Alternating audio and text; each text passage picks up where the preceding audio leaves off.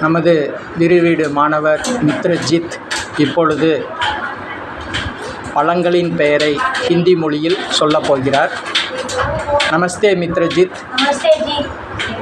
நாவல் பழம், जामुन फल, கொய்யாப்பழம், अमरूद, அம்ரூத், கன்னிப்பழம், தர்பூஜா, तरबूजा, பப்பாளி பழம், पपीता, அன்னாச்சி பழம், अनानास, அனனாஸ், अनानास, ஆப்பிள், सेब, மாதுளம்பழம், अनार, கொடிமுந்திரி, अंगूर, வாழைப்பழம், केला, மாம்பழம். आम. ठीक है, फिर मिलेंगे. धन्यवाद, शुक्रिया. धन्यवाद जी. हाँ ठीक है.